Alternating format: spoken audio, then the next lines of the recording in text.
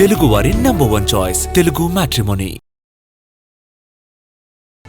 నిన్నటిదాకా నీళ్ల లొల్లి తెలంగాణ రాజకీయాల్లో నిప్పురాజేసింది. జిల్లాల జగడం మరింత ఆజ్యం పోసింది. ఇక సికింద్రాబాద్ అడ్డాగా జంగ్ సైరన్ మోగింది. సర్కార్ వైఖరికి నిరసనగా లష్కర్ జేఏసీ ఇవాళ ర్యాలీ తలపెట్టింది. బీఆర్ఎస్ ఆందోళన పదంలో అగ్గిరవ్వలు రాజుకున్నట్టేనా? సికింద్రాబాద్ అస్తిత్వం, ఆత్మగౌరవ పరిరక్షణ కోసం లష్కర్ జేఏసీ ఆధ్వర్యంలో నేడే భారీ ర్యాలీ జరగనుంది.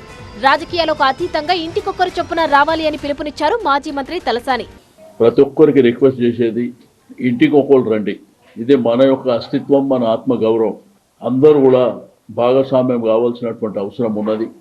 నేను ప్రధానమైనటువంటి రాజకీయ పార్టీలు కానీ, స్వచ్ఛంద సంస్థలు కానీ అందరూ కూడా ఇన్వైట్ చేస్తా ఉన్నాం. సికింద్రాబాద్ ను నామరూపాలు లేకుండా చేస్తున్నారన్నది లష్కర్ జేఏసీ ఆరోపణ. ప్రభుత్వం సికింద్రాబాద్ ను మల్కాజ్గిరి కమిషనరేట్ లో కలపడాన్ని తీవ్రంగా వ్యతిరేకిస్తున్నారు. సికింద్రాబాద్ ప్రాంతాన్ని ప్రభుత్వం నామరూపాలు లేకుండా చేయాలనేటువంటి ఒక ప్రయత్నం జరుగుతుందో దాన్ని ప్రొటెస్ట్ చేయడానికి ఒకవైపున ముఖ్యమంత్రి గారు సికింద్రాబాద్ని నేను టచ్ చేయలేదంటూ, మరి ఎందుకు నార్త్ జోన్ ఆఫీస్ మల్కాజిగిరి అయిందో చెప్పవలసినటువంటి అవసరం ఉంది.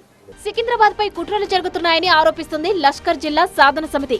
లష్కర్ ను జిల్లాగా చేయాలనే డిమాండ్ తో పోరుబాట పట్టింది. ఇక జిల్లాల జోలికి వస్తే అగ్గిరేపుతామని కారు పార్టీ కూడా స్ట్రాంగ్ గా జంగ్ సైరన్ మోగించింది. ఈసారి కాంగ్రెస్ పార్టీని బొందబెట్టబోతా ఉన్నారు ప్రజలు.